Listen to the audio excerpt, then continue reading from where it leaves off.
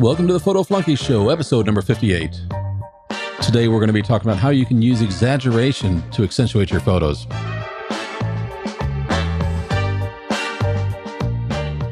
Exaggeration sounds kind of funky in itself. It sounds really cool, actually. Well, God, I hope so, or otherwise this show is going to suck. Hi, my name is William Beem. Hi, I'm Lee Beem. And first off, we want to tell you, Happy New Year. This is our first show of 2017. We've gotten up to 58 shows already. I'm actually kind of excited. Yes, I mean, this has just become part of our lifestyle now, hasn't it? It has, and it's become a lot of fun for me.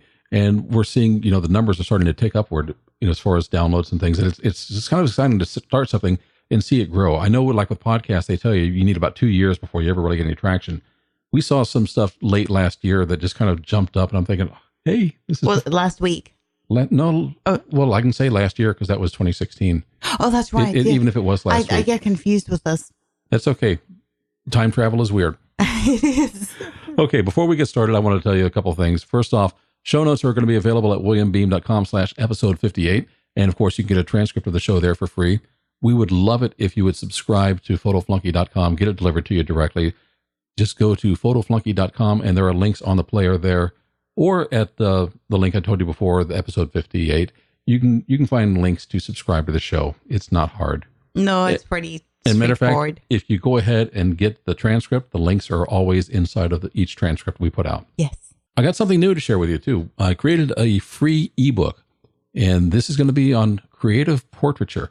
Basically, it's an ebook. It's about 35, 36 pages, some of which are actually useful. And it's really nice. It is about portraiture. I've got a lot of photos in there, a lot of examples. And this ebook isn't really talking about the technical aspects. It's talking about the creative aspects, things that you need to consider when you're coming up with your concepts for a portrait, or even if you're out in the field shooting. So I hope it's really helpful for you. You can get it at williambeem.com/free book. So not free ebook, because that would have been confusing, just free book. I hope you like that. And of course, there are plenty of links on williambeem.com to get the free book. So it's called Creative Portraiture. Hope you like it. And if you've got some comments on it, let me know. And this is free. You can share it with other people that you like. And we hope that it's helpful and useful. Yeah. It's got lots of cool pictures in it as well. I like to have visual examples when I'm reading through something. Why do you want to use exaggeration in photos? Really, this is just a technique that you can use to kind of draw interest and attention, either to the whole photo or to a specific subject in the photo. But a lot of the things I do with exaggeration really are for specific subjects in the photo. But if you're talking about the whole photo, there are some specialty lenses, specialty filters, and things that you can use. Yes. But you don't have to necessarily buy that. You can most likely already have the equipment that you need. A wide angle lens will help you with this quite a bit, and your post-processing software will help you. Let's get into how. And this is the first one we're going to start with. It is a specialty lens, but a fisheye lens is really an exaggerated look. It really is. And you get varying degrees of distortion in different fisheyes. So you want to have a look at example photos if you're seriously thinking about renting or buying one to see what you want. Renting is a good option for this because not everybody needs to have a fisheye all the time.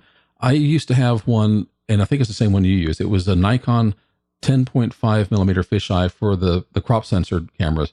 I loved that thing. Oh, that was just the most amazing lens. I honestly do not think I've had so much fun with the lens ever as what I did with that one. I got some wonderful shots with that. It was just fun. You could go out and do all sorts of things with it. I've also used the Nikon 16 millimeter lens, and I've got an example of that I'll put in the show notes. It's really going to distort your images, but it does it in a fun way. Actually, the 10.5 wasn't quite as distorted as what you usually get with a fisheye. You get some that are more extreme. Let's kind of try and describe it a little bit. The fisheye lens it's almost like you've got a bowl around your subject. Yes.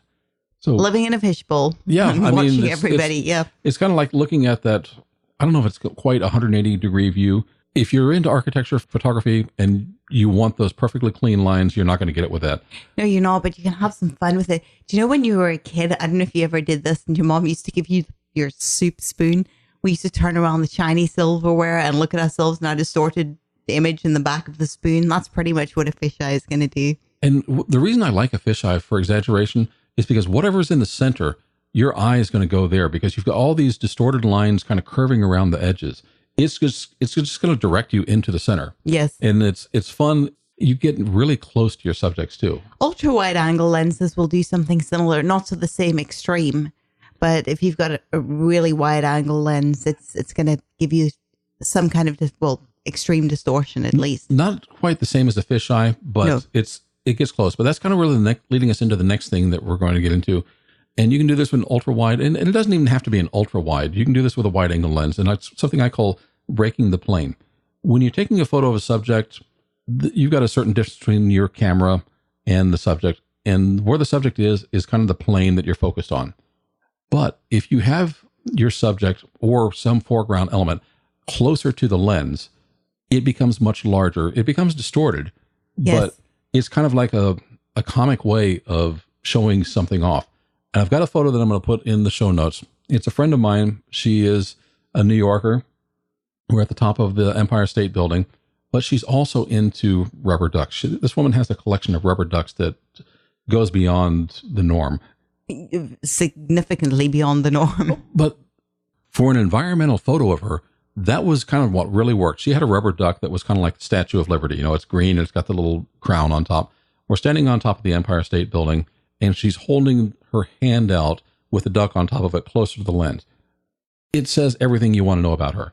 She lives in New York. She's into the rubber duck. She's got, it's both environmental and a bit exaggerated. Obviously her hand underneath it and the duck are going to be much larger, but it's kind of an interesting way of telling a story.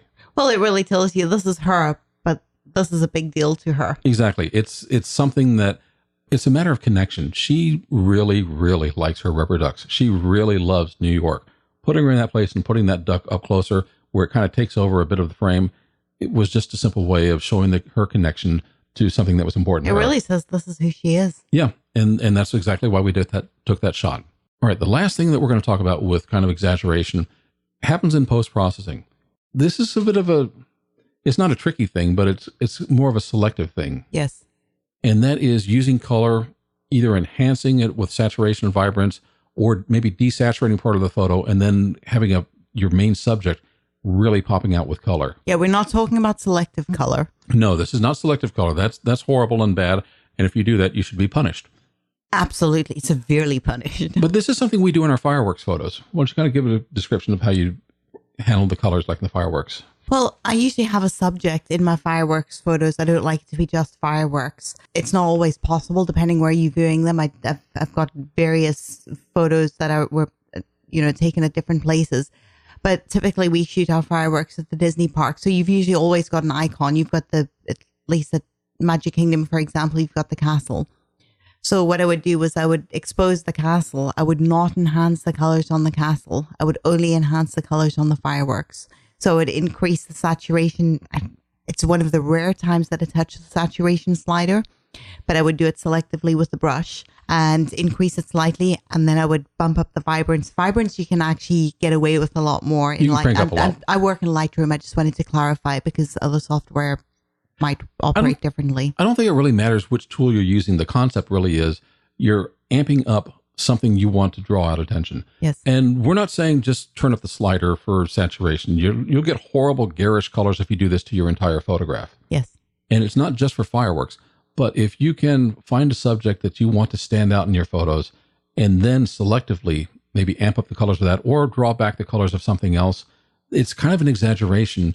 And that's what really kind of pulls people in. It's like, wow, look at the vibrant colors of, whatever your subject is that you've done. Yes. Or you might want to desaturate your background slightly. Yes. So those are some of the techniques that we're using for exaggeration. The whole idea of this is really you want to draw attention, you want to draw interest. We've talked about things, you can do this, with what was it, the radial filter we've talked about in the past, using light and vignettes and things like that. Those draw attention, but this is going beyond that. This is about exaggerating it. Yeah, rather than enhancing. And that is our list for today for exaggeration. Hope you enjoyed this, found it useful. Give it a try. Let us know what works for you.